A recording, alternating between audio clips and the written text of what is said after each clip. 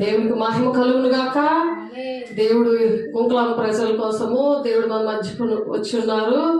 దేవుడు ఈ గ్రామంలో ఉన్న ప్రజలందరినీ ప్రేమించి మరి ఈ దినాన దేవుడు మాట్లాడుతున్న మాటలు ఏంటంటే, మీరు అంతరంగ పురుషుని యందు శక్తి కలిగి ఆయన ఆత్మ వల్ల బలపరచబడతారు అంటున్నారు. దేవుని ఆత్మ వల్ల బలపరచబడతారు. మనుషుల ఆత్మ వల్ల మనం బలము రాదు, మనకి కన్నీరు వస్తుంది, వేదన వస్తుంది, దుఃఖం వస్తుంది వాళ్ళు చెప్పిన మాటలకి, వాళ్ళు చేసిన పనులకి. కాబట్టి మనము అంతరంగ పురుషుడు అంటే బాహ్య పురుషుడు, ఈ బాడీ కనపడుతుంది కదా, అది అంతరంగ పురుషుడు. అంటే మనం మంచి పనులు చేసినప్పుడు ఎవరు వస్తారు? దేవుడు ఉంటాడు అంతరంగంలో. అంతరంగంలో ఆయన ఉండి పని చేస్తాడనమాట. కాబట్టి ఆ పని చేయడానికి కారణం ఎవరు అంటే, దేవుని యొక్క కుమారుని భూలోకానికి దేవుడు తీసుకొని వచ్చారు. ఎందుకంటే మన పరలోక రాజ్యానికి ఒక నిచ్చెనగా వేశాడు ఆయన్ని. ఆయన రక్తం కార్చి ఆయన ప్రాణం పెట్టి ఒక సంధి చేశాడు మనకి, దేవునికి మనకి ప్రజలకి కూడా ఒక సమాధానం అనే సంధి వేసే రక్తం ద్వారా దేవుడు చేశారు. కాబట్టి సంధి సమాధానము అంటే దుష్టుడు మనల్ని ముట్టకుండా ఆ విధంగా మనల్ని భద్రపరిచి దేవుడు ఆరాధన చేయడానికి దేవుడు కృపనిచ్చినందుకు దేవునికి మహిమ కలుగును గాక.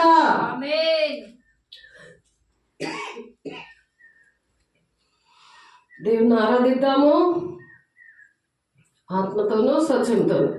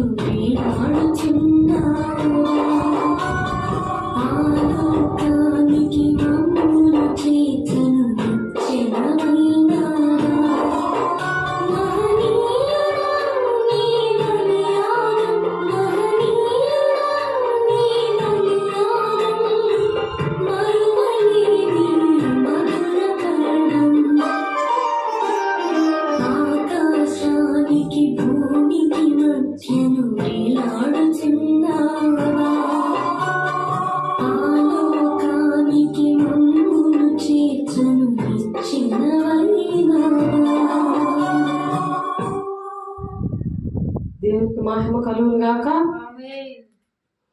దేవుడు ఒక మధ్యవర్తిగా తండ్రి చిత్తాన్ని నెరవేర్చడానికి మధ్యవర్తిగా యేసయ్య దేవుని కుమారుడిగా ఏ విధంగా ఆయన పరలోకానికి మనకి నిచ్చెనగా ఈ భూలోకానికి పరలోకానికి ఒక నిచ్చెనగా సమాధానకర్తగా ఆయన ఎలాగైతే ఉన్నాడో మనం కూడా అలాగే నిచ్చెనగా ఉండాలి. నిచ్చెనగా అంటే దేవుని పిల్లలకి మనం ఒక మధ్యవర్తులుగా మనం ఉండాలి, ఒక నిచ్చెనగా ఉండాలి పరలోక రాజ్యాన్ని తీసుకువెళ్ళడానికి. ఎంత భాగ్యం ఇచ్చాడు మనకి దేవుడు.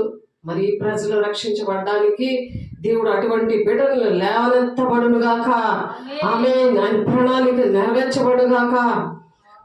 కాబట్టి దేవుడు అటువంటి ఆశ కలిగి తండ్రి చిత్తాన్ని, తండ్రికి ఎలాగైతే విధేయతను చూపించాడో మనము కూడా అలాగ తండ్రి చిత్తాన్ని నెరవేర్చడానికి మనం సిద్ధపడాలి. అంటే మనకి ఏంటి ఉండాలి? దేవుడు ఆత్మ ఉండాలి, పరిశుద్ధాత్మ దేవుడు ఉండాలి, దేవుని యొక్క ఆత్మ ఉండాలి. నీకు మనుష్యాత్మ ఉందా, లౌకిక ఆత్మ ఉందా, అపవిత్ర ఆత్మ ఉందా, లేకపోతే ధర్మపక్ష ఆత్మ ఉందా? ఏ ఆత్మలు బైబిల్ తీరుతున్నాయి ఎంచు దినాల్లో మీరు పరీక్షించుకోండి అంటున్నారు. కాబట్టి మన క్రియలు బట్టే ఆ ఆత్మ ఏదో తెలిసిపోతుంది మనుషులని. కాబట్టి దేవుడు ఇక్కడ ఏం మాట్లాడుతున్నారు? మీరు అంతరంగ పురుషుని యందు శక్తి కలిగి ఆయన ఆత్మ వల్ల బలపరచబడుతున్నారు. అలా బలపరచబడినట్లుగాను క్రీస్తు హృదయంలో విశ్వాసం ద్వారా నివసించినట్లుగాను. విశ్వాసం అంటే దేవుడు మనలో నివసిస్తాడు. ఆమేన్. విశ్వాసము లేకుండా దేవునికి ఇష్టడై ఉండుట అసాధ్యమని ఉంది హెబ్రీ 11:11. చూసి నమ్మువారి కంటే చూడక నమ్మువారు ధన్యులు అంటున్నారు. కాబట్టి దేవుడు మన కోసము అలా పరలోక రాజ్యాన్ని మనం తీసుకెళ్లాలని ఒక నిచ్చెనగా ఉన్నాడన్న విషయము చాలా మందికి తెలియదు. తండ్రి యొక్క చిత్తము ఆయన ఎలాగైతే నెరవేర్చాడో మనము కూడా అలా నెరవేర్చాలన్న విషయం తెలియదు. బాధ్యత లేకుండా ఉన్నారు, అలా నిచ్చెనగా మధ్యవర్తిగా లేరు. దేవుడు నాకు అన్ని ఇల్లు ఇచ్చాడు, పిల్లలు ఇచ్చాడు, భర్తని ఇచ్చాడు, భార్యని ఇచ్చాడు, ఉద్యోగాలు ఇచ్చాడు, ఎంతో దీవించాడు అని అంటే అది చూసుకొని మురిసిపోతున్నారు ఇక్కడ ఉండిపోవడానికి. కానీ మనము సమాధానకర్తైన దేవుడు మనల్ని ఒక నిచ్చెనగా చేశాడు, ఒక మధ్యవర్తిగా చేశాడు దేవుని బిడ్డ. కాబట్టి ఆయన ఆ సిలువ అనే శ్రమలు ఎలాగ భరించాడు, బహుగా బాధించినా సరే ఆయన ఎలాగున్నాడు. మరి తలపై ముళ్ళ కిరీటం పెట్టినా సరే ఆయన ఎలాగున్నాడు. యూదులకు రాజు జై అని చెప్పి వాళ్ళు ఎలాగ ముళ్ళ కిరీటం పెట్టి అది గుద్ది మరి అంత బాధ పెట్టారు. అలాంటి వాళ్ళే దేవుడు క్షమించేశాడు. ఏసే క్షమించేశాడు. మనం క్షమిస్తున్నామా? ఎవరినైనా పగబెట్టి ఉంటున్నామా? కుళ్ళి బుద్ధులతో ఉన్నామా? శాస్త్రులు పరిశీలిలాగా వాళ్ళు చెప్తారు కానీ వాళ్ళు చేయరు. కపట సహోదరులాగా సహకరించరు, దేనికి కూడా సహకరించరు. ఆ వాక్యం వినడానికి ఇష్టపడరు, వాళ్ళతో మాట్లాడడానికి ఇష్టపడదు. కపట సహోదరులు అనమాట. కపటం ఉంటుంది ఒంట్లో, అందుకనే మాట్లాడలేరు. దేవుని బిడ్డలతో, దేవుని సేవకులతో మాట్లాడకుండా ఉండేది, శత్రువులాగా క్షమించే అలాంటి దేవుడు మరి అటువంటి భయంకరమైన మనుషులు క్షమించినప్పుడు దేవుడు మరి ఎందుకు క్షమించలేకపోతున్నారు? నీ సహోదరుని, నీ ఇంటి వారిని, సంఘంలో ఉన్న బిడ్డల్ని, దేశంలో ఉన్న వారిని క్షమించట్లేదు. పగబడుతున్నారు. అందరినీ పగబెట్టి ఏం చేస్తారు? యుద్ధాలు, కలహాలు అవన్నీ కూడా ఎందుకు జరుగుతున్నాయి అంటే దేవునికి ఇష్టం లేక. ఇరాన్ తోటి మరి ఎందుకు యుద్ధం జరుగుతుంది? మరి ఆ విధంగా ఆ ప్రణాళిక దేవుడు నెరవేరుస్తున్నాడు. ఆ నెరవేర్పులు చూసేనా దేశంలో శాంతి లేదు, దేవుని రాకడ సూచనలు జరుగుతున్నాయి అనే విషయాలు గమనించాలి. కాబట్టి యెహోవా ఇక్కడ ఏం రాస్తున్నారు? ఇక్కడ చూడండి, ఎఫెసీయులకు రాసిన పత్రిక 3వ అధ్యాయంలో మీరు అంతరంగ పురుషులందు శక్తి కలిగి ఆత్మ వలన బలపరచబడినట్లుగా క్రీస్తు మీ హృదయములలో విశ్వాసం ద్వారా నివసించినట్లుగా. మీకు విశ్వాసం ఉంటే దేవుడు నివసిస్తాడు. అప్పుడు పరిశుద్ధాత్మ దేవుడు మీలో ఉన్నాడు, మిమ్మల్ని ఎటువంటి కష్టంలోనైనా గట్టెక్కిస్తాడు అనమాట. లేకపోతే అమ్మో పరిశుద్ధాన్ని పొందుకోలేమో అని ఒక అవిశ్వాసం అనేది సాతాను గట్టిపెట్టేస్తా ఉంటాడు. అమ్మో అనేసి. అపవిత్రాత్మ ఏంటంటాడు? ఎన్ని దెబ్బలు కొట్టినాడు పరిశుద్ధాత్మను పొందుకోవాలి, ఎన్ని శ్రమలు పెట్టినా పరిశుద్ధాత్మను మనం పొందుకోవాలి. దేవుడు పనిలో విశ్వాసముతో, నిరీక్షణతో, మరి దేవుడు ఎలాగైతే ఆకాశానికి భూమికి మధ్యన వేలాడుతూ మరి ఈ లోకానికి మరి ఈ భూమికి కూడా ఒక నిచ్చెనగా ఎలాగైతే ఉన్నాడో, ఒక సమాధానకర్తగా మనకి ఉన్నాడో, ఆ విధంగా మనం ఉండాలంటే దేవుని ఆత్మ కంపల్సరిగా ఉండాలి.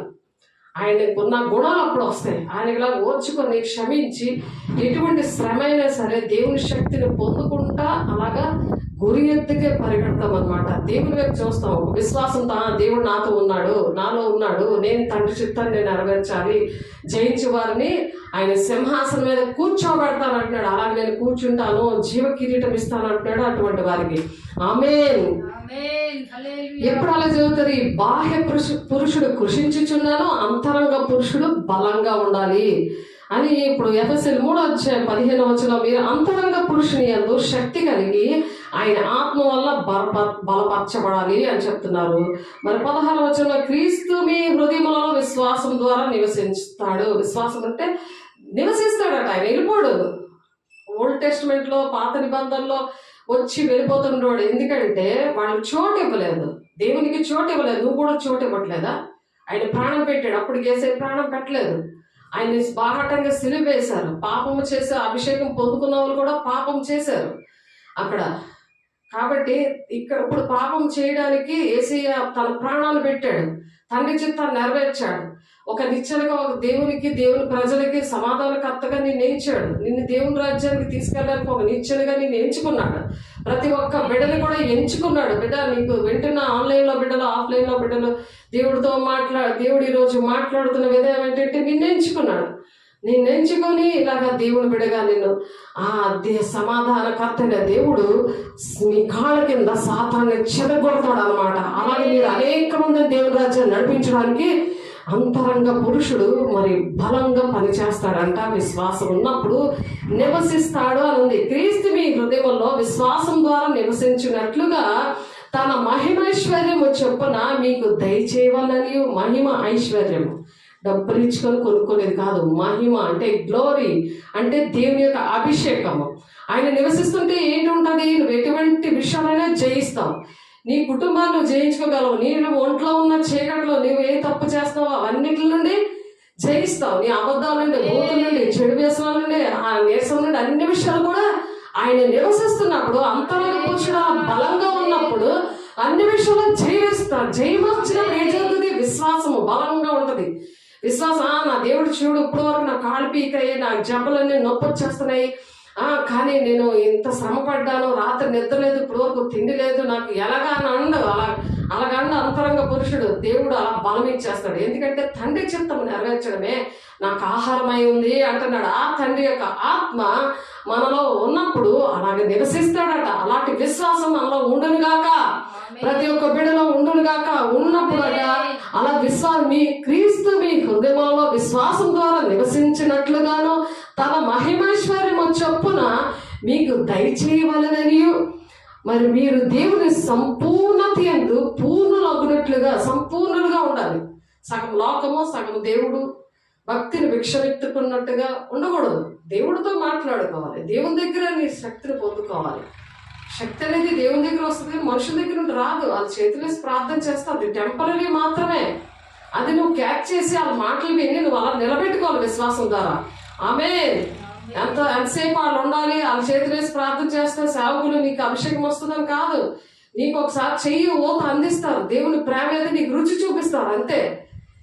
కాబట్టి ఆ రుచిని పట్టుకొని, నా దేవుడు నన్ను వదిలేస్తే నేను బ్రతకలేను, ఆయన నాతో మాట్లాడకపోతే నా బాడీ సహకరించదు, నేనే పని చేసుకోలేను, దేవుని పని అసలు చేయలేను అని ఒక భయం వచ్చి దేవుడు ఎడల విశ్వాసించినప్పుడట తన మహిమైశ్వర్యము చెప్పనంటే గ్లోరీ, ఆ అభిషేకము తోటంట ఆయన ఏం చేస్తారంట, పూర్ణులుగా ప్రేమ యందు మీరు వేరు పారి స్థిరపడి. ప్రేమ యందు ఎలాగంటారు? వేరు పారుతారంట. చెట్టుకి వేరు అలాగా ఆ వృక్షం అయిపోద్ది కదా, అది వేరు పారి దాన్ని, అది ఎంత పెద్ద వృక్షం అయిపోద్ది, అది ఎంత మందికి నీడనిస్తుంది, ఎంత మందికి అది దాని చెక్క దాని పండు అన్ని కూడా ఎంత ఉపయోగకరంగా ఉంటుంది. అలాగా నీ ప్రేమ అనే నీ చెట్టు అలా వేరు పారుతుంది, జీవజల నదిలాగా అలా వేరు పారును గాక.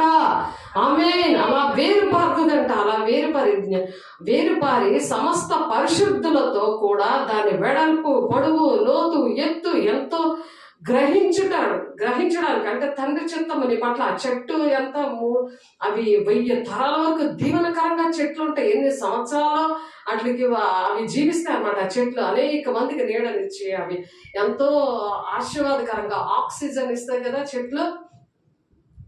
అలాగా దీవెనకరంగా ఉంటాం అన్నమాట. అలాగా ఉండాలని దేవుడు ప్రేమ, అటువంటి ప్రేమనిస్తాడంట. దాని పొడవు, వెడల్పు, లోతు, ఎత్తు ఎంతో నువ్వు గ్రహించడానికి గ్రహింపనేది వస్తుంది. నేను 1000 తరాల వరకు నేను దీవెనకరంగా ఉంటాను, ఎటువంటి చీకట్లైనా నేను వెళ్ళగొట్టగలను, చనిపోయిన వారిని నేను బ్రతికించగలను. ఎందుకంటే దేవుడు నాకు ఆ వాగ్దానం ఇచ్చాడు.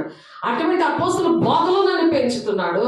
కాబట్టి నేను ఉంటాను. నేను 1000 తరాల వరకు అలాగే దీవెనకరంగా ఉండి అటువంటి వారికి నేను సహకారిగా ఉంటాను. సహకారిగా ఉంటే చాలా జీవ గ్రంథంలో పేరు ఉంటుంది కదా, ఫిలిప్పి 4:3 ఉంటుంది. కాబట్టి జ్ఞానములకు మించిన క్రీస్తు ప్రేమను తెలుసుకునేటకు తగిన శక్తి గలవారు కావాలని ప్రార్థిస్తున్నాను అంటున్నాడు పౌలు. అలాంటి శక్తి మీకు కావాలని ఈ గ్లోరీ గాస్పెల్ చర్చ్ ప్రార్థన చేస్తున్నాం. దేవుడు బిడ్డ ఆమేన్. అలాగ ప్రార్థన చేస్తున్నాడు అన్నాడు పౌలు గారు. కాబట్టి మనలో కార్యసాధకమైన తన శక్తి చొప్పున కార్యాలు జరగాలి. మొక్కుకొని చదువుకొని ఆరాధన చేసేసి చక్కగా దండం పెట్టుకొని ఏదో నీ చేతిలో ఉన్న కాలుగా అక్కడ వేసేసి వచ్చేసి కాదు. దేవుడు ఆత్మతో సంబంధించినది. దేవుని యొక్క ప్రేమ, తండ్రి చిత్తము, దేవుని ఆత్మతో ఉంటేనే నీకు ఇవన్నీ అర్థమవుతాయి. తండ్రి చిత్తం ఏంటో నీకు అర్థమవుతుంది. దేవుడు ఎందుకు ప్రాణం పెట్టాడో నీకు అర్థమవుతుంది.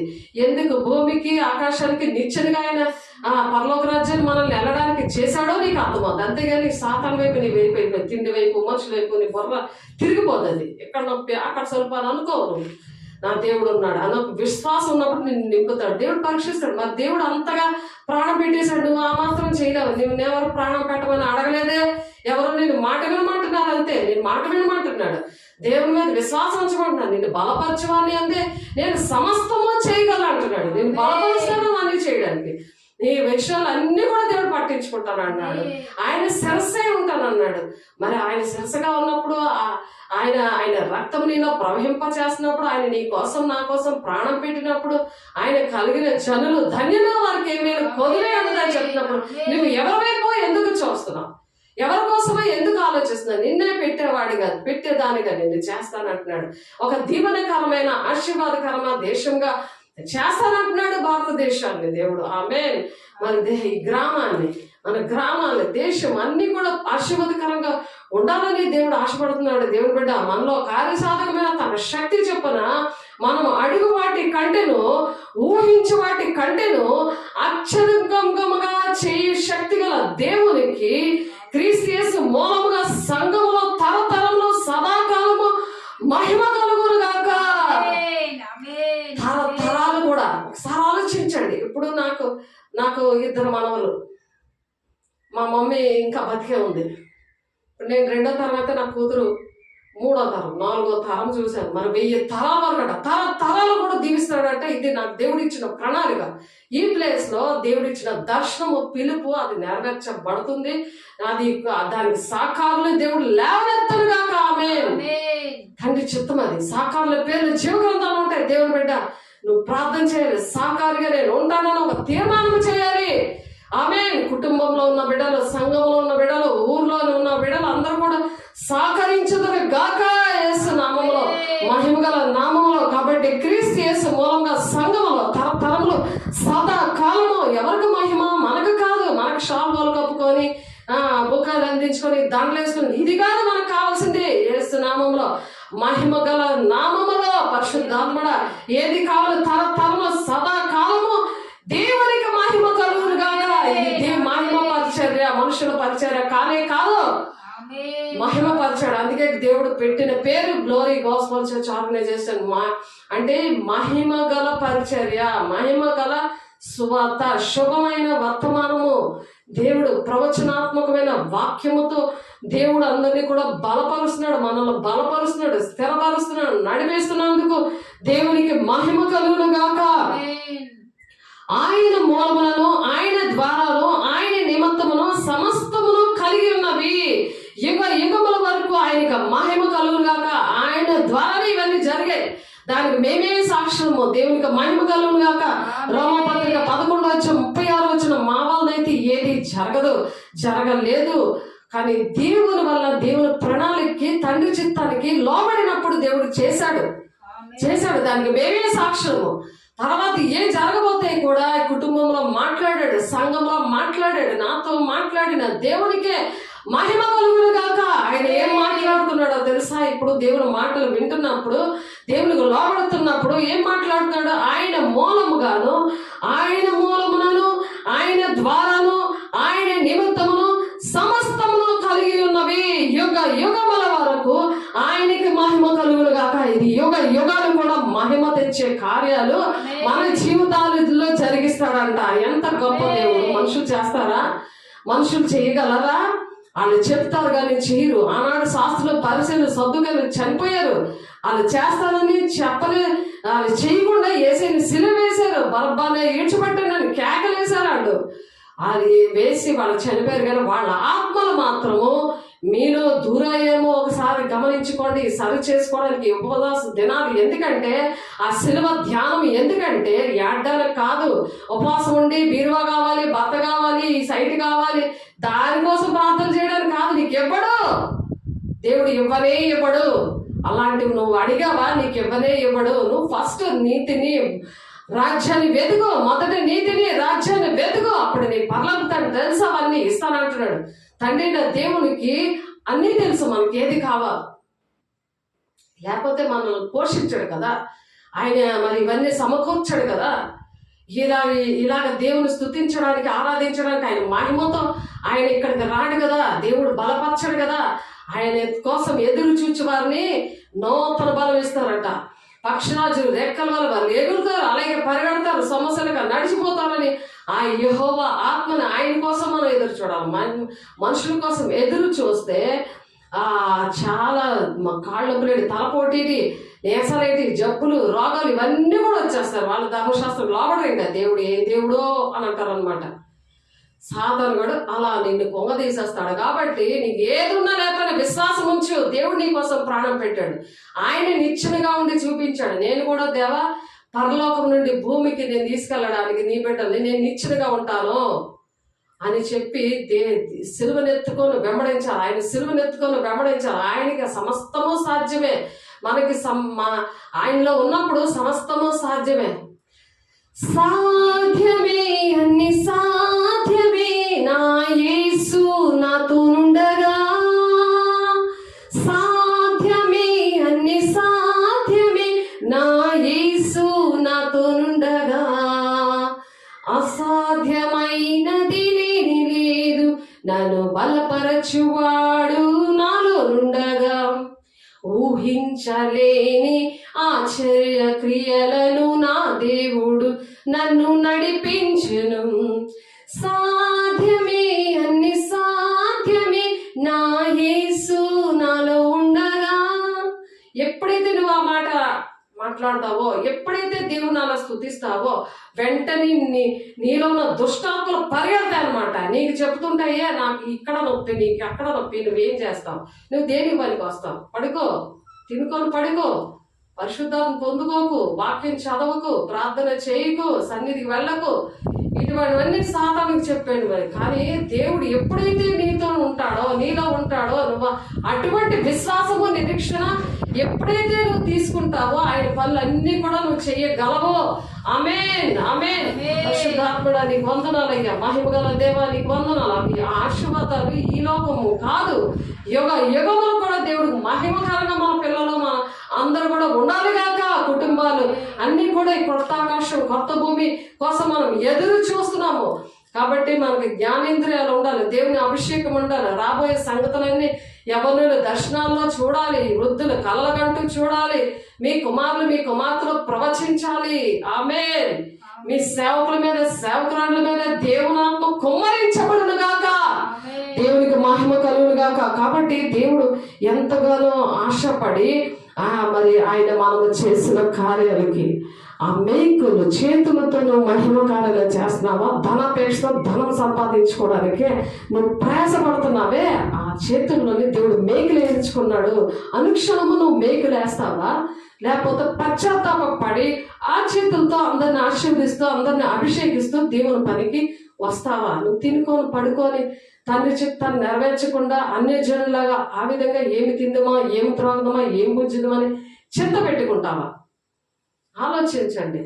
ఈ భూలోకంలో ఉండిపోతారు. దేవుని మర్మాలు తెలియవు, ఆయన మహిమ వాళ్ళని ఆవరించదు. తండ్రి చిత్తాన్ని నెరవేర్చిన వాళ్ళే దేవుని రాజ్యానికి వెళ్తారు అన్నాడు ఆయన.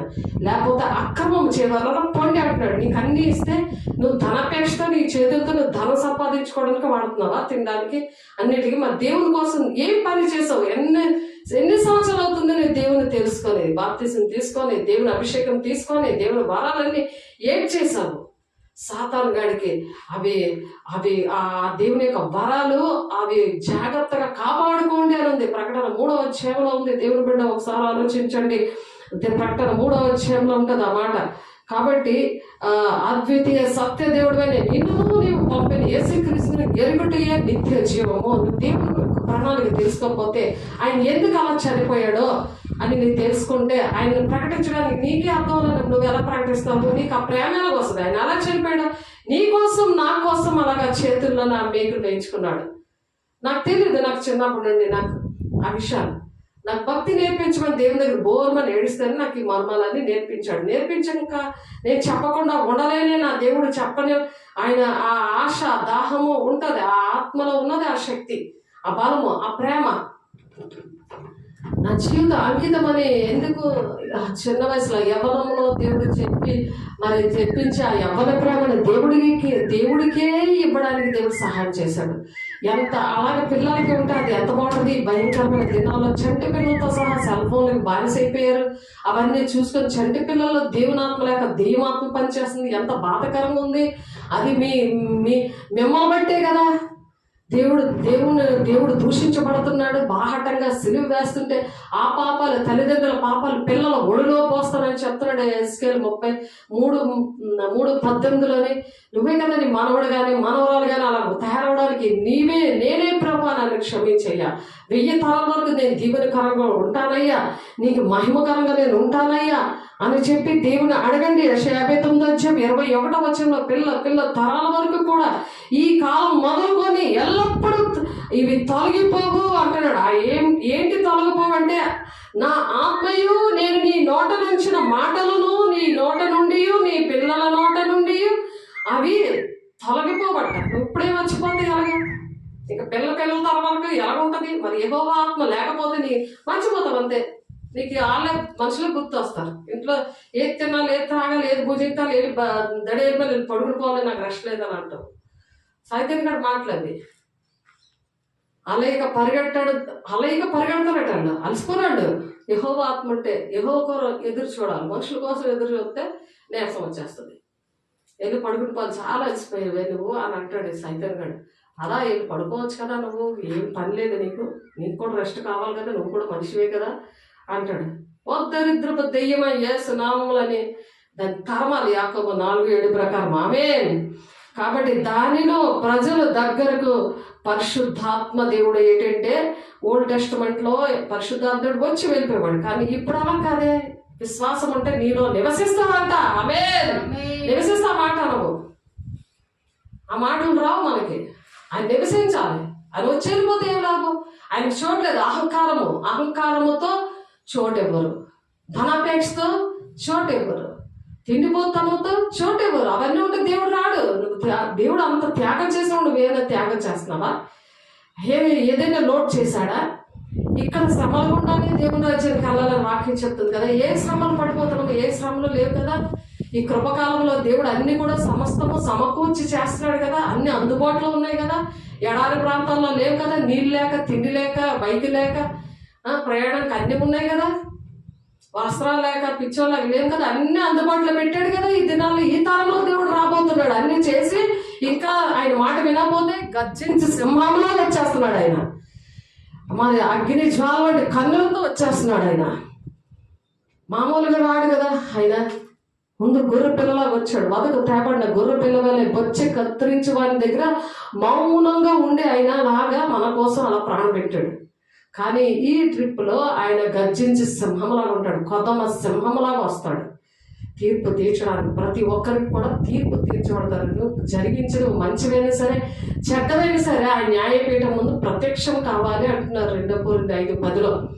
ఎవరైతే ఎత్తబడతారు కదా వాళ్ళకి ప్రత్యక్షం ఎందుకు కావాలంటున్నారు తెలుసా? వాళ్ళకి జీవ కిరీటం ఇస్తాడు, మహిమ కిరీటం ఇస్తాడు, నీతి కిరీటం ఇస్తాడు. అక్కడ పెళ్లి కుమార్తె విందులో అక్కడ ఉంటారు. ఏది కూడా మనుషులకి చేస్తే నీకు ఏదైనా అన్యాయం జరుగుతుంది, కానీ దేవుడికి చేసినప్పుడు ప్రతి పాయింట్ కూడా జీవ గ్రంథంలో రాస్తాడు ఆయన. ఒక గ్రంథం ఉంటుంది మనుషుల కోసం. జీవ గ్రంథంలో ఒక గ్రంథం ఉంటుంది, వేరొక గ్రంథం అని ఉంది. ఆ వాక్యం ఒకసారి చూద్దాము. ప్రకటన 20వ తీయండి ఒకసారి. ప్రకటన 20వ ఫస్ట్ నుండి స్టార్టింగ్ నుండి ఒకసారి చూద్దాము. ఆ గ్రంథంలో రాస్తాడు దేవుడు మనం ఏం చేస్తున్నాము దేవుని కోసము, నీ కోసం నువ్వేం చేసుకుంటున్నావు, దేవుడు ప్రాణం పెడితే నువ్వు ఏమి పనులు చేసావు, ఎలాగ నువ్వు సహకరించావు, దేవుని రాజ్యాన్ని కట్టడానికి నువ్వేం చేసావు, ప్రతిదీ కూడా లెక్క అప్పచెప్పాలి మనము. అందుకని దేవుడు ప్రాణం పెట్టాడంటే ఉట్టినే పెట్టలేదు. ఎవరైనా పెడతారు అలాగా? 8 అంగుళ మేకులు కొట్టి ఆకాశానికి భూమికి మధ్యలో వేలాడదీశాడు ఆయన్ని. అలా వేలాడ తీయడానికి ఆ దేవుని యొక్క ప్రణాళిక అది. ఎవరి గుండెగా తరుక్కుపోతుంది కదా. ప్రపంచంలో ఎవరు కూడా అలాగే ప్రాణం పెట్టలేదు కదా, అలా ప్రేమించలేదు కదా ప్రజల్ని. మనం అలా ప్రేమించడం మనం ఏం చేస్తున్నాం? ఆయన కోసం చిన్న పని కూడా చేయడానికి బోర్మని ఏడిస్తే మొక్కిసుకుని వచ్చేయడానికి ఆయన రాయ రప్ప కాదు కదా, మాట్లాడే దేవుడు కదా, సత్యం గల దేవుడు కదా. ఇక్కడ ఆయన ఉండబట్టి నేను మాట్లాడుతున్నాను. దేవుని బిడ్డలారా, మీలో ఉంటే దేవుడు అనేక మందికి శుభవార్త మీరు కూడా ప్రకటించుదురు గాక. కాబట్టి ప్రకటన 20వ అధ్యాయంలో ఈ మాటలు గ్రంథంలో రాస్తాడంట. చూడండి స్టార్టింగ్ నుండి ఒకసారి చదవండి. మరియు పెద్ద సంఖ్యల చేత పట్టుకొని అగాధం యొక్క తాళవ చెవి గల ఒక దేవదూత పరలోకం నుండి దిగవచ్చుగా చూచితిని. అతడు ఆది సర్పమును అనగా అపవాదియు సాతాను ఆ ఘట సర్పమును పట్టుకొని 1000 సంవత్సరాలు వారిని బంధించి అగాధములో పడవేసేశారు. 1000 సంవత్సరాలు ఆ సాతాన్ని బంధించి ఎందుకంటే 1000 సంవత్సరంలో గడిచి వరకు ఆ జనములను మోసపరచుటకు అగాధమును మోసి దానికి ముద్ర వేశారు. ఎందుకంటే ఇప్పుడు సాతాను మోసం చేస్తున్నాడు కదా. ఇప్పుడు 1000 పరిపాలనలో మరి మోసం అనేది జరగదు. సాతానుతో మోసపుచ్చు పరిస్థితులు ఉండవు కాబట్టి అక్కడ ఆ 1000 సంవత్సరాలు గడిచే వరకు ఇక జనములను మోసపరచకుండా అగాధమును మోసి దానికి ముద్ర వేసిన అటు పిమ్మట వాడు కొంచెము కాలము విడిచిపెట్టబడవలను. అంతటా ఆ సింహాసనములను చూచితిని. వాటి మీద ఆశ్రయుడై ఉండి వారికి విమర్శ చేయుటకు అధికారము ఇవ్వబడెను. ధవల సింహాసనం దగ్గర దేవుడు అక్కడ సింహాసనం మీద ఆశ్రయుడే ఉన్నాడంట. విమర్శ చేయడానికి ఆయనకు అధికారం ఇవ్వబడిందంట. అక్కడ క్రూర మృగమునైన ప్రతి దాని ప్రతిమకైనను నమస్కారం చేయక తమ నొసల ఎందుకు గాని చేతుల ఎందుకు గాని దాని ముద్ర వేయించి కొనని వారిని యేసు విషయమై తామించిన సాక్ష్యము నిమిత్తము దేవుని వాక్యము నిమిత్తము శిరఛేదనము చేయబడిన వారి ఆత్మలను చూచితిని. దేవుని కోసం శిరఛేదనము చేసిన ఆత్మలు అక్కడ ఉన్నాయి. ఆ ధవల సింహాసనం దగ్గర ఆయన చూశాడు. మరి యోహాను భక్తుడు యోహాను గారు పద్మాసు ద్వీపంలో చూసిన ఈ దర్శనము వారు బ్రతికిన వారే 1000 సంవత్సరాలు క్రీస్తుతో కూడా రాజ్యము చేసిన బ్రతికారు. 1000 సంవత్సరంలో 1000 పరిపాలనలో రాజ్యము చెయ్యాలి అంటే దేవుడు తండ్రి చిత్తాన్ని నెరవేర్చబడాలి. తండ్రి కోసం మనము శ్రమల గుండా మనం దేవుని రాజ్యానికి వెళ్ళాలి. చిన్న దానికే నువ్వు అలాగైపోతే మరి మహాశ్రమల్లో మరి అలాగా శిరస్నానం చేస్తే ఏమంటావు? పారిపోతావు కదా. మరి చిన్నవే తట్టుకోలేకపోతే అప్పుడు పారిపోతావు కదా. కాబట్టి వారు బ్రతికిన వారే 1000 సంవత్సరాలు క్రీస్తుతో కూడా రాజ్యం చేశారంట. ఆ 1000 సంవత్సరాలు గడిచే వరకు కడమమృతులు బతకలేదు. ఇదే మొదటి పునరుత్థానము. ఈ మొదటి పునరుత్థానంలో పాలుగలవారు ధన్యులు. ఈ మొదటి పునరుత్థానంలో పాల్గొనేవారు ధన్యులు. దేవుడు పునరుత్థానుడయ్యాడు. చనిపోయి లేచి ఆయన ఒక సాక్షిగా ఉన్నాడు. ఇక్కడ ఫోటో ఉంది కదా, సమాధి ఉంది, అందులో నుంచి ఆయన పునరుత్థానుడు అయ్యాడు. సేమ్ మనం కూడా ఈ బాడీ చనిపోతుంది, కానీ మనం కూడా తిరిగి మన ఆత్మ మహిమతో నింపబడుతుంది. ఆయన వస్త్రాలు మహిమతో ఎలాగ నింపబడి ఆయన చనిపోయి ఆయన ఎలాగ పునరుత్థానుడు అయ్యాడు, అలాగే మనం కూడా అవుతాం. మనకి చావు ఉండదు, యుగకాలం ఆయనతో ఉంటాము. అది తెలియదు కదా, ఆయన ఎందుకు చనిపోయాడో తెలియదు, ఎందుకు లేచాడో తెలియదు, మనం ఏం చేయాలో తెలియదు. భూలోకానికి అలాగే ఎవరైనా దేవుడు వస్తాడా, ఆయన ఎందుకు చనిపోయాడు, ఎందుకు అలా మేకలేసి కొట్టారు, ఏమీ తెలియదు. మనం చెప్పాలి కదా, నీకు తెలిసినప్పుడు నువ్వు చెప్పాలా, నువ్వు చికెన్ బిర్యానీ తినుకొని ఉండాలా. అవేమి రావు. ఏమి తిందుమా, ఏమి త్రాగుమా, ఏం భుజిదుమా చింత పెట్టుకోవద్దు. అలాగే దేవుని రాజ్యం ఉండదు. నువ్వు శరీర సంబంధంగా భూ సంబంధమైన వెతుక్కుంటున్నావా? దేవుని శక్తితో ఉన్నప్పుడు అయ్యో ఏ బిడ్డను రక్షించాలి, నేను నిత్యుడుగా ఉన్నాను, పరలోక రాజ్యాన్ని భూమికి ఒక నిత్యుడుగా ఉన్నాను, నేను ఎంతమందిని దేవుని వార్తను ప్రకటించాను. నా సాక్ష్యము, నాకు ఒక తాగుబోతుగా ఒక పెంటకప్పు మీద ఉన్న మనిషిని, ఒక చెడిపోయిన ఏరియాలో పాడైపోయిన మనిషిని నేను బ్రతికించాడు కదా, నా ఊర్లో నేను ప్రకటించట్లేదు, నన్ను అందుకే ఇంకొక ఊరు తీసుకొచ్చాడు, ఇంకొక గ్రామం, అలాంటి గ్రామం తీసుకొచ్చాడు, అక్కడ నేను ప్రకటించాలి, ఆయన సాక్ష్యాన్ని నేను చెప్పాలి, నా సాక్ష్యం ద్వారా దేవుని ప్రేమను ప్రకటించాలి. ఆ పని చేయగలవా? దేవుడు మన కోసం ఆయన చనిపోయి లేచి ఆయన పునరుత్థానుడు అయ్యాడు. మనకు కూడా అటువంటి భాగ్యం ఇస్తాడు. మరి అలాగే శిరఛేదన చేది అలాగే హింసలు పొందిన వారిని ఆ యోహాను గారు చూశారు. అలాగా మనల్ని కూడా ప్రతిదీ కూడా లెక్కలోకి వస్తుంది. మరి వాళ్ళు చనిపోయారు, మరి వాళ్ళ లెక్కలోకి ఎలాగొచ్చారు, మనం కూడా ఏం చేసినా లెక్కలోకి వస్తుంది. 1000 సంవత్సరాలు గడిచిన తర్వాత సాతాను తానున్న చెరల నుండి విడిపించబడును. భూమి నలుదిశల యందుండు జనములను లెక్కకు సముద్రపు ఇసుకల వలె ఉన్నావు. మాగోగులను వారిని మోసపరిచి వారిని యుద్ధమునకు పోగు చేటికే వాడు బయలుదేరను. ఆ యుద్ధానికి 1000 పరిపాలన తర్వాత 1000 పరిపాలనలో మంచోళ్ళు చెడ్డోళ్ళు అందరు కూడా ఉన్నారు కానీ పాపము చేయడానికి ఛాన్స్ లేదు. ఎందుకంటే సాతాను అక్కడ బంధించి 1000 పరిపాలన తర్వాత వాడిని విడిపిస్తాడు. అంటే ఇప్పుడు సాతాను ఉన్నాడు కాబట్టి నేను తప్పు చేస్తున్నాను, దేవుని ఆత్మ పొందుకోలేకపోతున్నాను, దేవుని తండ్రి చిత్తాన్ని నెరవేర్చలేకపోతున్నానని దేవుడు అదొక ఛాన్స్ ఇచ్చాడు. ఆ 1000 పరిపాలనలో పాపం ఉండదు. సాతాన్నే బంధించినప్పుడు ఇక పాపం ఏముంటది.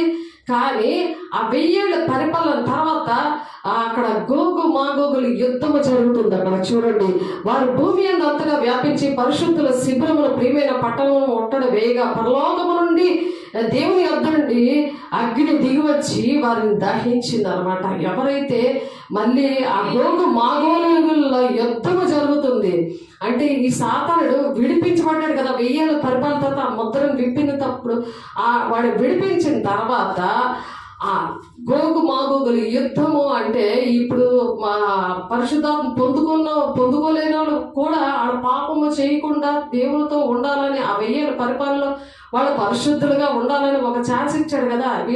ఆ ఛాన్స్ కూడా వాళ్ళకి పోయింది. వాళ్ళకి మారుమనసు రాలేదు. ఇంకా ఈ మాగోగుల యుద్ధంలో వాళ్ళు కూడా కలిసి మరి సాతానుడితో చక్కగా మళ్ళీ కుక్కతో ఒక వంకరే అలాగే తయారయ్యారు. నామకార్థ క్రైస్తవులు, నామకార్థంగా దేవుడిని మొక్కుకొని తిరుగుతున్నాం. తండ్రి చిత్తం నెరవేర్చకుండా అభిషేకం లేకుండా ఉన్నవాళ్ళు ఎవరైతే మహిమ పరిచయంలో ఉండదో ఆ 1000 పరిపాలనలో దేవునితో కూడా ఏర్పడి చేస్తారో ఆ నాయకత్వం ఇస్తాడు. దేవునికి మహిమ కలుగుగాక. ఎవరైతే ఇక్కడ జయిస్తారో, ఎవరైతే ఇక్కడ తండ్రి చిత్తాన్ని నెరవేరుస్తారో వాళ్ళకి 1000 పరిపాలనలో వాళ్ళు నిలబడతారనమాట. వాళ్ళు ఆ పరిపాలన దేవుడితో కూడా రాజ్యం వెళ్తారు. దేవునికి మహిమ కలుగుగాక. అది ఒరిజినల్ నాయకత్వం. అంటే దండలు వేసుకొని ఫోటోలు తీసుకొని శాలువాలు కప్పుకొని ఇది ఒరిజినల్ నాయకత్వం కానే కాదు. దేవునికి మహిమ కలుగును గాక. ఆ 1000 పరిపాలన దేవునితో కూడా రాజ్యం వెళ్ళడమే దేవుని యొక్క పరిచర్య. ఆ 1000 పరిపాలనలో అప్పుడు వారు మోసపరిచి అపవాది అగ్నిగల గుండములో పడవేయబడేను. అచ్చట క్రోధములున్న అబద్ధ ప్రవక్త ఉన్నారు. వారి యుగములో రాత్రి బొమ్మలు బాధించబడుదురు. మరియు ఈ అగ్నిగుండంలో వెంటనే ఈ సాతాను అబద్ధ ప్రవక్త ఈ అంచక్రీస్తు అందరినీ కూడా ఏం చేశాడు దేవుడు? ఈ మాగోగులు యుద్ధము యేసయ్య చేశాడు. ఆ యుద్ధము వాళ్ళతో సాతానుతోటి. ఈ సాతాను గారిని విడిపించిన వెంటనే ఆ 1000 పరిపాలన ముద్ర వేశాడు కదా. ఆవిడ రానివ్వకుండా 1000 ఏళ్ళ వరకు కూడా వాడి సాతాన్ని అక్కడ అగాధంలో సీల్ వేసేసాడు. మోతేసి సీల్ వేసేసింది. ఒక దేవదూత పరలోక రాజ్యం నుంచి అది పైన ముందాక చదువుకున్నాం కదా. ఆయన మళ్ళీ విడుదల ఇవ్వగానే వాడేం చేశాడు, వాడు ఎవరైతే నామకార్థంగా ఉన్నారో, వేషధారణగా శాస్త్ర పరిశీలన సద్దుకైలాగా ప్రవర్తించుకొని ఉన్నారో, యేసయ్య సిలువ వేసినట్లుగా ఉండి నామకార్థులుగా ఉన్నారో అటు వారిని అందరినీ పోగు చేసి సాతానుగాడు ఏంటంటే యుద్ధము చేస్తాడు. యేసయ్య ఆ యుద్ధములో జయించి సాతాన్ని, అబద్ధ ప్రవక్తని, మరి ఇంకా ఉన్నారు అంత్యక్రీస్తు, ఈయన ముగ్గురిని కూడా అగాధంలో వేసేసాడు దేవుడు. వేసేసాడు. ఇంకా సాతాన్ అనేదే క్లోజ్ అయిపోయింది. ఇంకా క్లోజ్ అయిపోయాక ధవల సింహాసనం దగ్గర దేవుడు కూర్చున్నాడు. దేవుని బిడ్డ ధవల సింహాసనం దగ్గర దేవుడు కూర్చున్నాడు. ఈ విషయాలన్నీ మనం చెప్పుకున్నాము. కానీ మళ్ళా దేవుడు యెహోవా ఆత్మ ఉంటే మనకి ఎంత దేవుడు మనల్ని ఎంతగా ప్రేమిస్తే యెహోవా ఆత్మ ఇస్తాడో దాన్ని వేస్ట్ చేసుకోకూడదు. ఆ ఆత్మని అగ్నిలా మండే అగ్నిగా నువ్వు తయారవ్వాలి. ఈ చేతులు అగ్ని వంటి మరి ఈ చేతులు అనేక మంది దెయ్యాలు వెళ్ళగొట్టడానికి, స్వస్థతలు చేయడానికి, ఈ అగ్ని జ్వాల వంటి నేత్రాలతో, వాక్యం అనే ఖడ్గముతో, అగ్ని అపరంచి వంటి పాదాలు, అపరంచి అంటే బంగారంతో కూడా పాదాలతో నువ్వు నడుస్తూ ఉండాలి. నువ్వు నడుస్తావు, ఎందుకంటే దేవుడు నీలో ఉన్నాడు కదా. కాబట్టి సాతాను ఆ రూపం చూస్తుంది మనలోని. ఎప్పుడైతే నువ్వు యెహోవా ఆత్మతో నింపబడి తండ్రి చిత్తాన్ని నెరవేరుస్తూ ఉంటావో దేవుడు ఊరుకోడు, నీకు వెంటనే అవన్నీ కూడా ధరింపచేసేస్తాడు. ఆ సర్వాంగ కవచాన్ని ధరింపచేసేస్తాడు. నువ్వు మామూలు మనిషికి అలవు. ఎదుటి సాతానికి నువ్వు అలా కనబడతాడు. అగ్ని నోట్లో నుంచి వాక్యం అనే అగ్ని వచ్చేస్తూ ఉంటుంది. అందుకే స్వస్థతలు అలాగే వాక్యం ద్వారా స్వస్థతలు జరుగుతూ ఉంటాయి. ఫైర్ ఫైర్ ఫైర్ అనగానే సరే అగ్ని అభిషేకంతో నింపబడుతున్నారు దేవుని పిల్లల. కారణం అది వాళ్ళకి తెలిసిన ఆత్మీయ నేత్రాలతో దేవుని యొక్క రూపము ఎవరైతే వాళ్ళకి యెహోవా ఆత్మతో పరిచయం చేస్తారో వాళ్ళకి ఆ మనోనేత్రాలు తెలుస్తాడు. ఎలీషాకి ఎలాగైతే ప్రార్థన చేస్తా సేవకుడికి అగ్ని రథాలు ఎలాగైతే చూపించాడో మరి అలాగే చూపిస్తాడు. అలా చూపించాడు. నాకు 8 ఏళ్ళ పరిచయంలో 26 సంవత్సరాలు మరి సేవ. ఈ సేవలో నాకు దేవుడు చూపించాడు. ఈ అనుభవాలన్నీ నేను కళ్ళారా చూశాను అవి.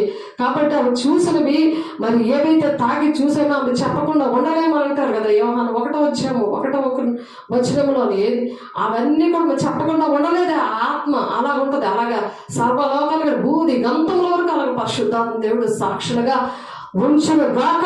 ఆమేన్. మహిమగల నామములో పరిశుద్ధాత్ముడ వందనాలయ్యా. మహిమ నీకే దేవా, నీకు వందనాలయ్యా. కాబట్టి మరణమును మృతుల లోకమును అగ్నిగుండములో పడవేయబడను. ఈ అగ్నిగుండము 2వ మరణము. ఎవరి పేరైనను జీవ గ్రంథమందు వ్రాయబడినట్లు కనబడని ఎడల వాడు అగ్నిగుండములో పడవేయబడను. జీవ గ్రంథములో మన పేరు ఉండాలి.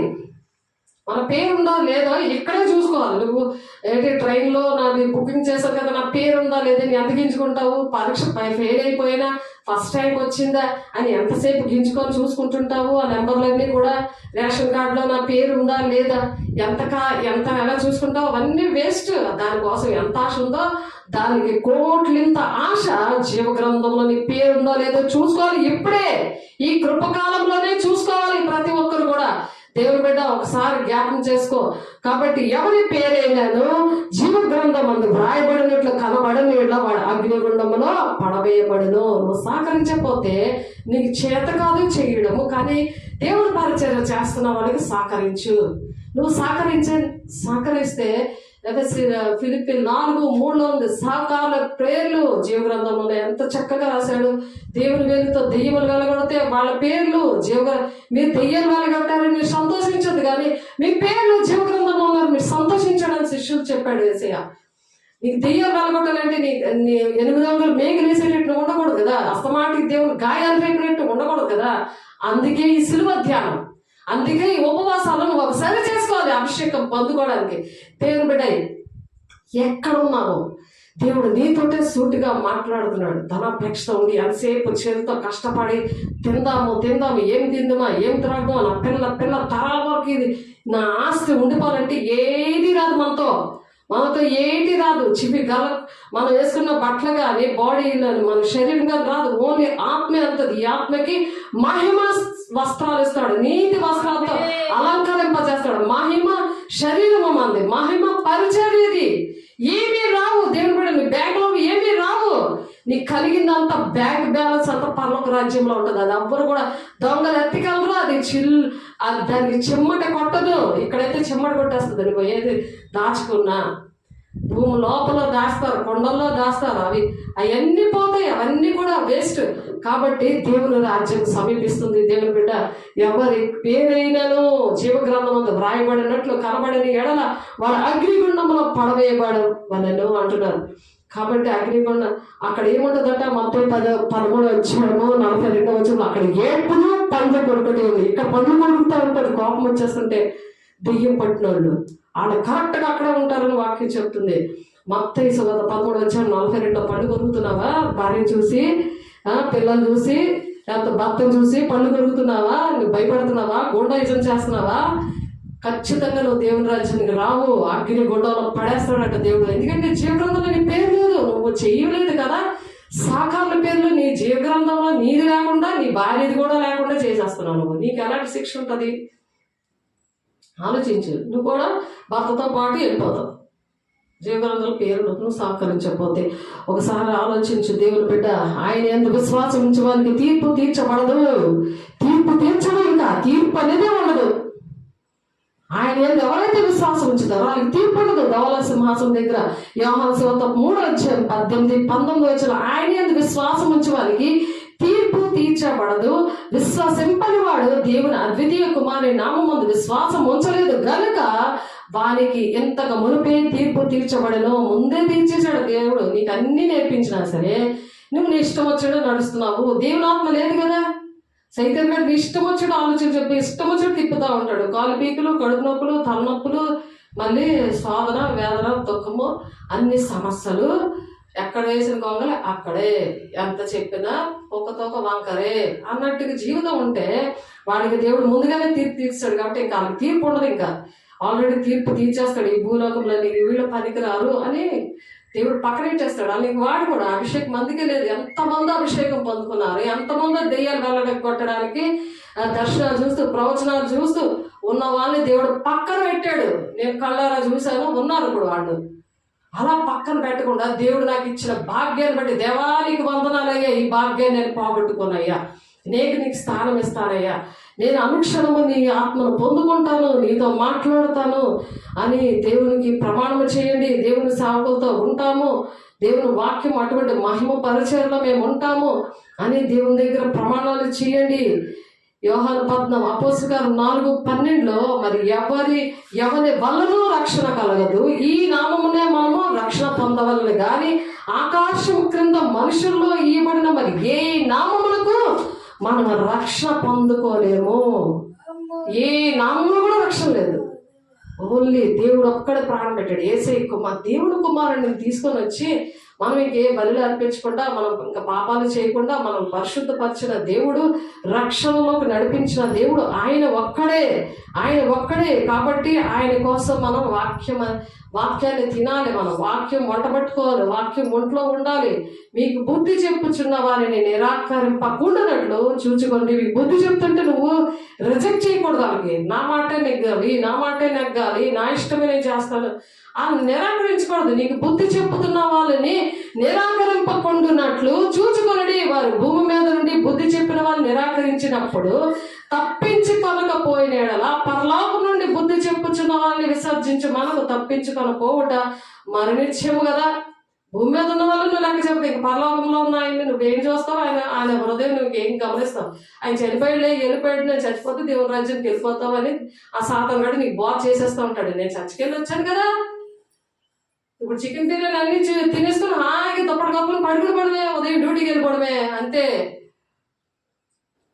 అదే గుర్తుంటుంది.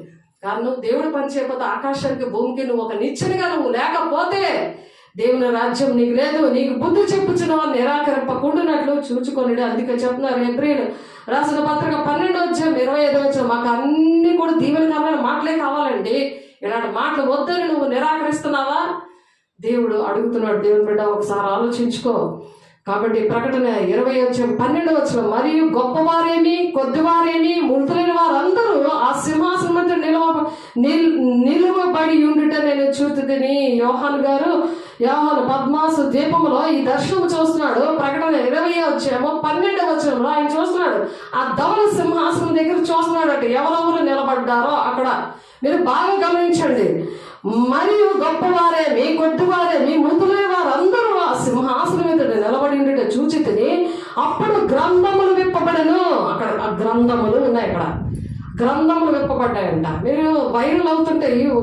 చనిపోయిన వాళ్ళు అందరూ కూడా దేవుని రాజ్యానికి వెళ్ళిపోతుంటే గ్రంథాలు విప్పబడతాయి. ఆ గ్రంథాలు ఏంటంటే అప్పుడు గ్రంథములు విప్పబడను మరియు జీవ గ్రంథములు వేరొక గ్రంథములు విప్పబడ్డాయి. 2 గ్రంథాలు ఉన్నాయి. ఏంటవి? ఒకటి జీవ గ్రంథము, వేరొక గ్రంథము విప్పబడిందంట. ఆ గ్రంథమందు వ్రాయబడి ఉన్న వాటిని బట్టి తమ క్రియలు చొప్పున మృతులు తీర్పు పొందిరి. వాళ్ళ క్రియలు బట్టి తీర్పు పొందారంట. వారి క్రియలు బట్టి తీర్పులోనే నిలబడ్డారు వాళ్ళు. కాబట్టి అక్కడ వేరొక గ్రంథము ఒకటి ఉంది. కాబట్టి మార్కు సువార్త 16 వీరిని అగ్నిగుండంలో పడవేయుదురు అని చెప్తున్నారు. మత్తయి సువార్త 10:13-50 వీరిని అగ్నిగుండంలో పడవేయుదురు, అక్కడ ఏడ్పును పండ్లు కోరుకుంటూ ఉండును. ఎవరైతే మరి దేవుని మాటలు వెళ్ళేటప్పుడు, దేవునితో సహవాసం లేనప్పుడు, అయ్యో నా కుటుంబం నాకు వండి పెట్టి అన్ని పెడుతున్నారు, వాళ్ళ అగ్నిగుండంలో పడిపోతే నన్నే దేవుడు లెక్కడుతాడు. కాబట్టి నేను అగ్నిగుండంలో మండుతాను అని తీర్మానం చేసుకుందాం. దేవునికి మహిమ కలుగును గాక. తీర్మానం చేసుకుందాము.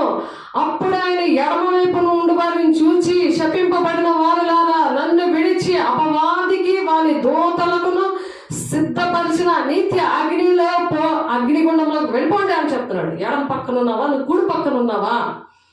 దేవుని బిడ్డగా ఉన్నావా? సాతాను బిడ్డగా ఉన్నావా? తండ్రి చిత్తాన్ని నెరవేరుస్తున్నావా? సాతాను చిత్తాన్ని నెరవేరుస్తున్నావా? ఎవరికి ఏకీభవిస్తున్నావు? ఎవరి మాటకి నువ్వు లోబడిపోయి బయటపడిపోతున్నావు? ఒకసారి ఆలోచించండి. అపోస్తలుల కార్యాలు 4:12 అప్పుడైన ఎడమ వైపున ఉండు వారిని, మత్తయి సువార్త 25:41 అప్పుడైన ఎడమ వైపు ఉన్న వారిని శపింపబడిన వారులారా, ఆ శాపము నుండి పాపం నుండి విడిపించడానికి మీ మధ్యకి దేవుడు వచ్చాడు.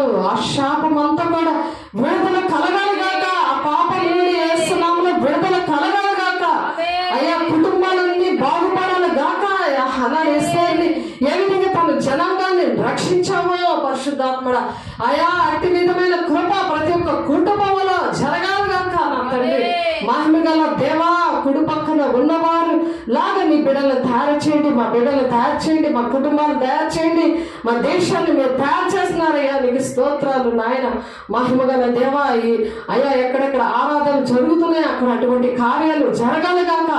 కాబట్టి ఇంత గొప్ప రక్షణను మనము నిర్లక్ష్యము నిర్లక్ష్యం చేస్తే నువ్వు జ్ఞానేంద్రియం లేకపోతే, దేవుని అభిషేకం లేకపోతే జరగబోయే సంగతులు ఏమి కూడా తెలియవు. నువ్వేం తప్పు చేస్తున్నావో దేవుడు చూపిస్తాను అంటున్నాడు యోబు 33:14.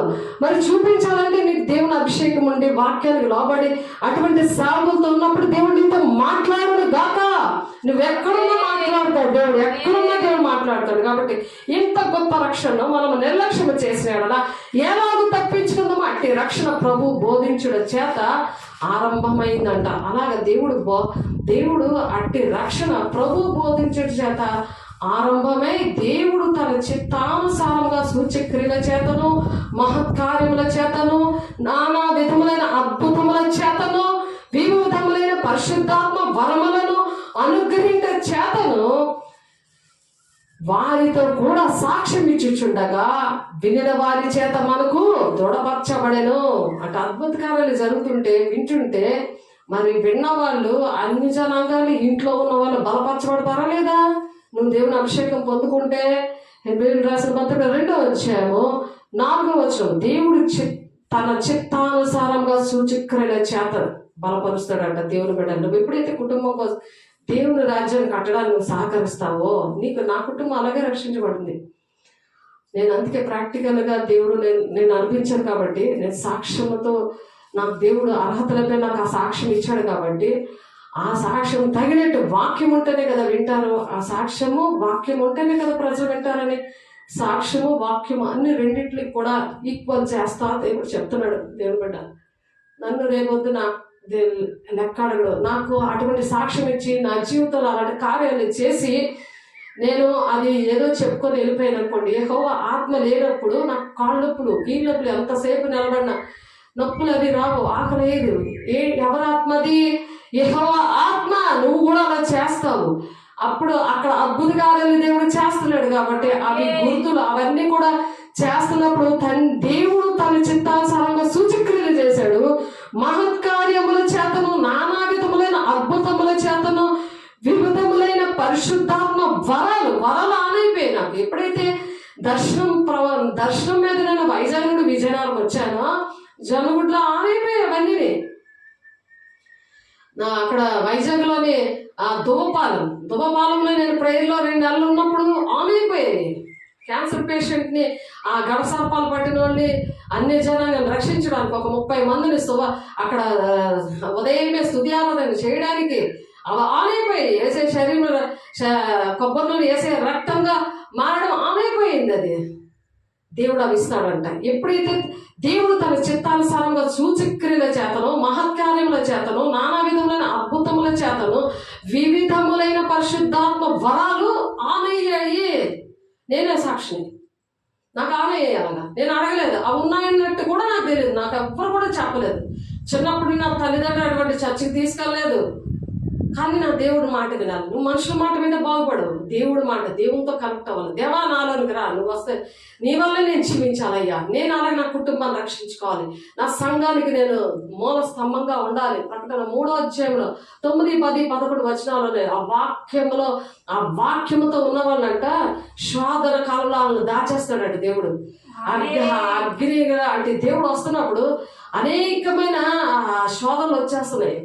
యుద్ధాల తర్వాత మొత్తం 24వ అధ్యాయంలో చూసారా, కరువులు, యుద్ధాలు, భూకంపాలు ఇవన్నీ వస్తుంటుంటే ఆ శోధన కాలంలో దాస్తాడట వాళ్ళని.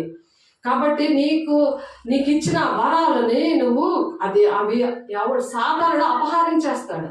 నువ్వు సాతాను ఒళ్ళేని పడుకోవడానికి వెళ్తున్నావు కదా, ఆడ అపహరించకుండా మీరు జాగ్రత్తగా ఉండండి అని ఉంది. అలా జాగ్రత్తగా ఉంటే నడినెత్తుండి అది పాదం వరకు ఆయన పేరు నీ మీద రాసేస్తాడట. బుద్ధుడి మీద రాస్తారు, ఇక్కడ నుండి ఇక్కడికి రాస్తాను ఉంటుంది. నేను చదువుతున్నాను. అది ఇద్దరితో, నా ఆత్మీయ బిడ్డల మహిమ ఇద్దరితో నేను మెసేజ్ కల్లో దేవుడు మాట్లాడాడు. అప్పుడు నాకు ఎంత బలము. ఇక్కడ వాక్యం ద్వారా అక్కడ వాళ్ళతోనే మాట్లాడే దేవుడు ఈయన. కళ ద్వారా, దర్శనాల ద్వారా మాట్లాడతాడు. చూడండి, ప్రకటన గ్రంథము 3వ అధ్యాయము 9, 10, 11 వచనాలు. ఎప్పుడైతే నీ జీవితంలో జరుగుతుంది, నీ వాక్యం అలా ప్రింట్ దిగిపోద్ది. ఆమేన్.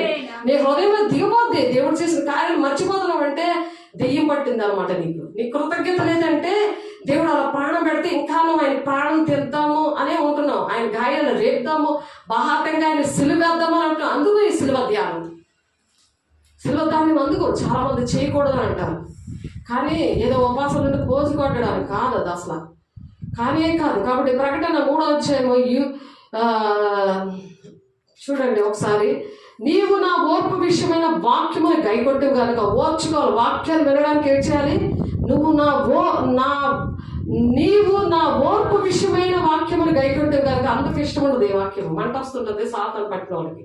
కానీ దేవుళ్ళు ఎదగడానికి ఉన్న వాళ్ళకి, వాళ్ళు దేవుని కోసం, దేవుని అభిషేకంతో ఉన్న వాళ్ళకి వాళ్ళకి ఓర్పు ఉంటుంది, సహనం ఉంటుంది. దేవుడు అలాగే మన కోసం ఓర్చుకున్నాడు. ఆయన అలాగే దేవుని ఆత్మతో నింపబడ్డాడు. బాప్తిసం తీసుకుని పావురం వచ్చి వాళ్తుంది కదా, పరిశుద్ధాత్మతో సాతానుతో మరి అరణ్యానికి ఏడబడతాడు కదా, ఆయన జయించాడు కదా. అటువంటి ఆత్మ అన్నమాట మనలో ఉండాలి.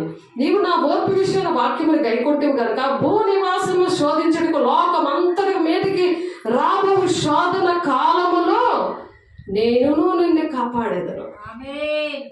శోధన యుద్ధాలు చూసి భయపడిపోయేది లేదు. దేవుని రాజ్యం కట్టడానికి దేవుడు నిన్ను మహిమతో నింపాడు, మహిమ పరిచయం ఇచ్చాడు. అన్నదమ్ముల, అక్కచెల్ల, భూముల, ఆస్తులు ఎవరైతే దేవుని కోసం విడిచిపడతారో ఇహలోకంలో అన్నదమ్ములు, ఆస్తులు, భూములు ఆఖరి నిత్య జీవం ఇస్తానంటాడు. ఆమేన్. నిత్య జీవం వద్దా?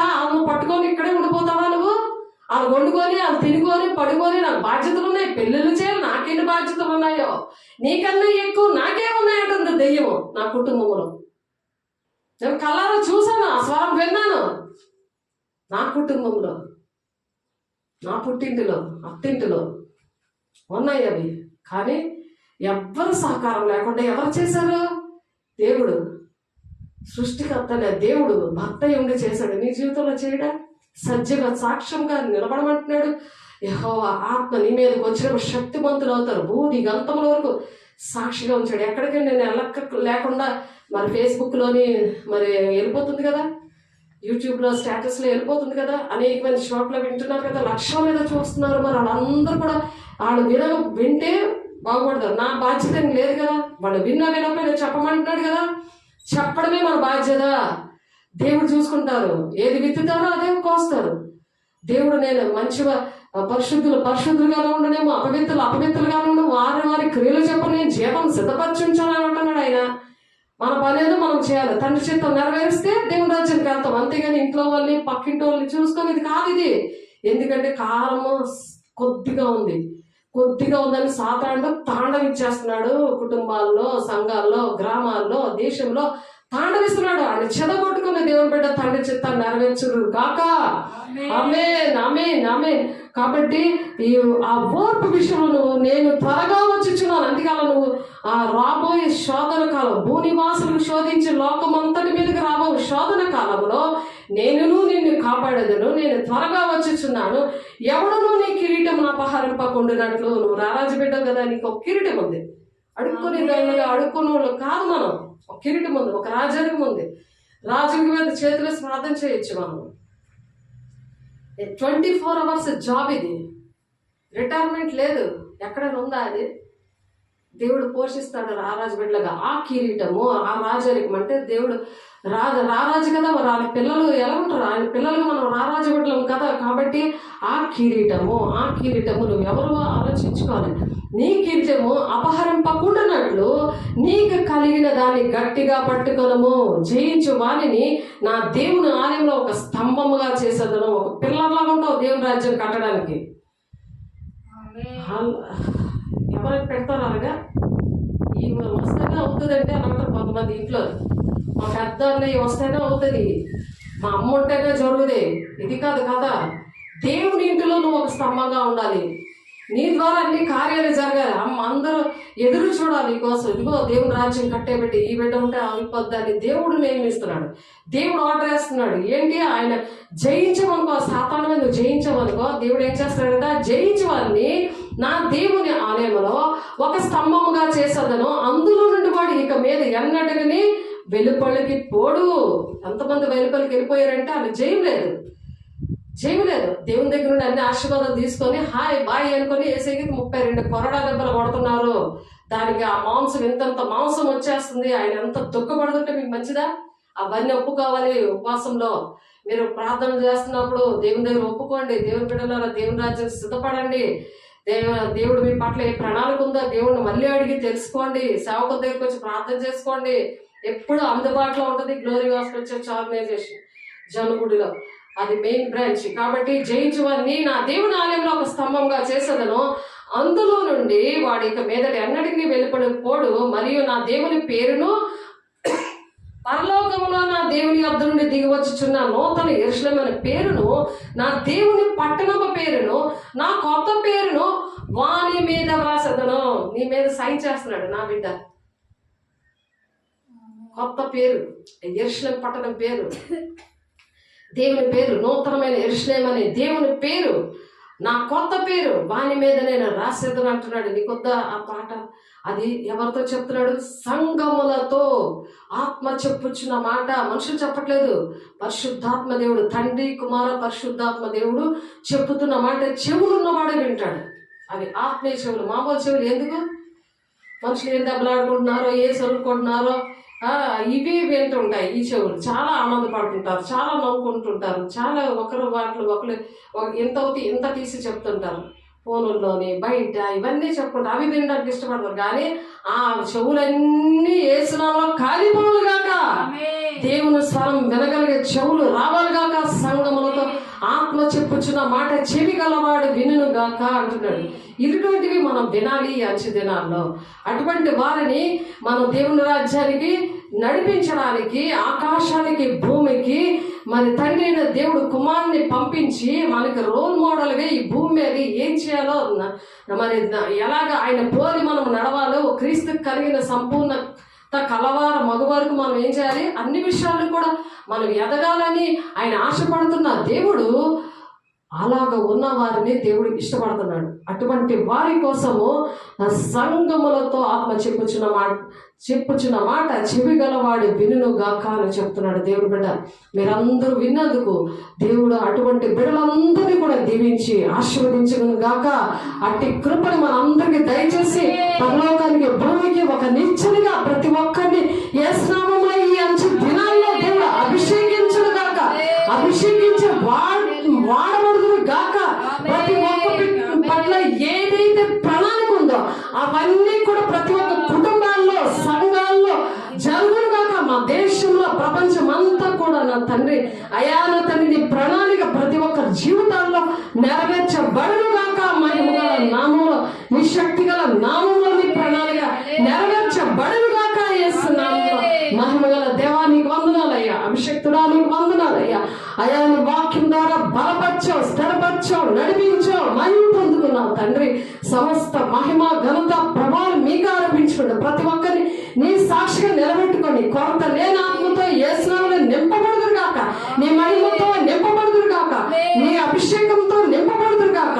పరిశుద్ధాత్మగా నిన్ను చూచే కళ్ళు, నీ స్వరాన్ని వినగలిగే చెవులు యేసునామములో కలగాక. అపరించినటువంటి పాదాలతో ప్రభు వాళ్ళ అడుగులు పెట్టాలి. మేము అడుగులు పెట్టాలి. మా బిడ్డలు అడుగులు పెట్టాలి ప్రభా. పిల్ల తరాల వరకు నాయన నువ్వు చెప్పిన అయ్యా ఈ మాటలు ఒక నిబంధనగా యెహోవా మాకిచ్చిన నిబంధన ప్రభు నా తండ్రి మా పట్ల నెరవేర్చబడును గాక. అయ్యా నీ సాక్షిగా నిలబెట్టుకొని అనేకమైన ప్రజల ప్రభా మీరు ఆదరిస్తున్నందుకు, కన్నీరు తుడుస్తున్నందుకు, వేదన నుండి, దుఃఖం నుండి, అనారోగ్యం నుండి, చీకట్ల నుండి విడిపించి బంధకాల నుండి యేసునామములో విడుదల ప్రకటిస్తున్నారు. నీ యేసునామములో నీ నామాన్ని ప్రకటన చేద్దురుగాక. యేసులో తండ్రి చిత్తం ఏంటో దేవా వారితో మీరు మాట్లాడుతున్నందుకు, నడిపిస్తున్నందుకు, నీ సాక్షిగా నిలబెట్టుకున్నందుకు మీకే కోట్లాది వందనాలు స్తోత్రాలు చెల్లిస్తూ యేసే పరిశుద్ధ నామములో బ్రతిమలాడి పెట్టుకుంటున్నాం తండ్రి. ఆమేన్. తండ్రి యొక్క దీవెన, కుమారుని యొక్క కృప, పరిశుద్ధాత్మ యొక్క నిత్య సహవాసం సదా కాలము ప్రతి ఒక్కరికి మనందరికి తోడు ఇంటి నడిపించును గాక. ఆమేన్. దేవునికి మహిమ కలుగును గాక. God bless you. దేవుడు మిమ్మల్ని దీవించి ఆశీర్వదించును గాక. ఆమేన్.